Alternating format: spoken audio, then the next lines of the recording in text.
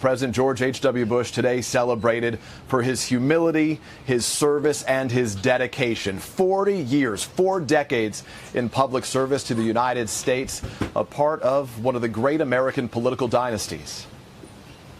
Politics has always been the Bush family business. Public service, a core value passed down from one generation to the next. I am Prescott Bush, Republican candidate for the United States Senate. Prescott Bush, golfing buddy of President Eisenhower, a 2-term senator from Connecticut who left a legacy of supporting civil rights legislation, instilling in young George a strong sense of duty and honor. My father was totally honest, totally committed to service, per se, and that inspired me, not just there, but in his whole life. Values he carried with him to Congress, the United Nations, China, the CIA, and ultimately to the White House. I, George Herbert Walker Bush. But he always said family was most important, with wife Barbara forming a lifelong partnership. Okay, gang, tennis.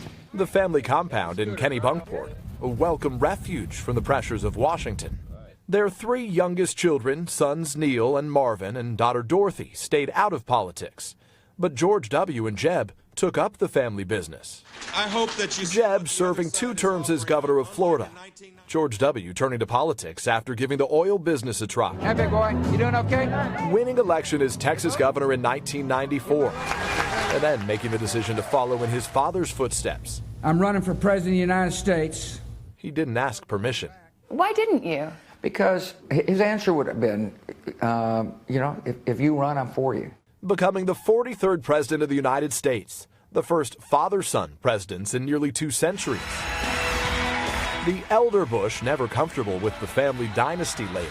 It's strength of family and its pride, and it's not legacy, it's not, handing something down.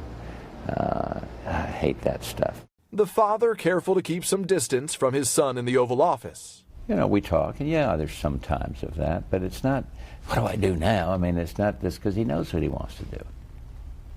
So I'm there for him. He gives me, our relationship is more, and our conversations are more along the line of a dad and a son, and a dad conveying to his son how much he loves him. George W. Bush accomplishing what his father couldn't, winning re-election to a 2nd term as president. Through it all, their tight bond always apparent. I am honored to be hanging near a man who gave me the greatest gift possible, unconditional love. And that would be number 41. In his post-White House days, writing an homage to his father, 41, and painting a portrait of the man he admired most. I like the painting I did of Dad. As you know, I love him dearly. Any tears when you were painting him? A little bit, just thinking about him, He's a kind man. I painted a gentle soul. But there would be no 3rd Bush president. But I am sick and tired of him going after my family. My dad is the greatest man alive in my mind. Jeb's bid for the White House failed after voters rejected the Bush brand in favor of Donald Trump's populism. Tonight, I am suspending my campaign. But maybe not the end of the family's commitment to serve. Thank you all very much. Jeb's son, George P., now a rising star in Texas politics, as the torch is passed to a new generation.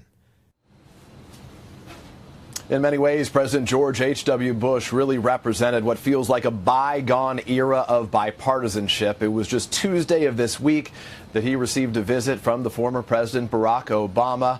It was also separately over the course of the past several years that he built that very close relationship with President Clinton, the man who succeeded him, the man who beat him on his way to the Oval Office. There's a tradition that past presidents, all living presidents, including the current occupant, would gather together, part of that President's Club. The last visit was last year in Texas. The only one absent from that visit was President Trump.